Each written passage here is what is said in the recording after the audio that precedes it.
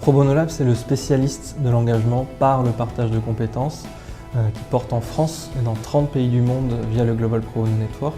Cette conviction que toute compétence est un bien public et du coup le dispositif qui va avec, via des grands programmes, via du conseil notamment aux grandes entreprises, de mobiliser leurs collaborateurs, des travaux de recherche et des activités de plaidoyer qui permettent de sensibiliser un certain nombre de décideurs politiques.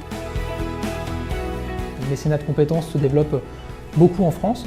Il se développe notamment grâce à des acteurs qui très tôt se sont engagés et Pro Bono Lab en fait partie. C'est même un des premiers à avoir joué ce rôle d'intermédiation entre des volontaires, des salariés d'entreprise et puis des associations.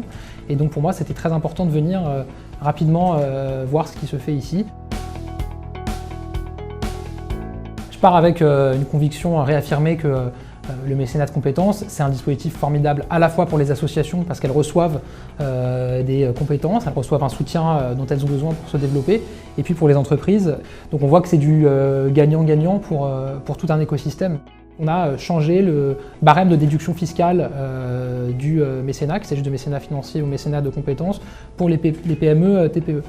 Jusqu'à maintenant, c'était la même règle pour toutes les entreprises. J'ai annoncé qu'on était passé, là, dès le 1er janvier 2019, à une déduction en valeur absolue, jusqu'à 10 000 € par an désormais. Alors Gabriel Attal nous a fait l'amitié de venir afin qu'on lui remette notamment un certain nombre de propositions, une dizaine de propositions pour la démocratisation de cette pratique, du mécénat de compétences, du bénévolat de compétences, des propositions qui servent les enjeux d'engagement des demandeurs d'emploi, des étudiants, mais plus largement qui permettent de généraliser cette pratique au niveau des TPE, des PME, et il s'est engagé aujourd'hui sur ce point, mais également aussi auprès des établissements publics, des pouvoirs publics eux-mêmes qui vont pouvoir demain mobiliser des agents. Aujourd'hui, dans les administrations de l'État notamment, ça n'existe pas.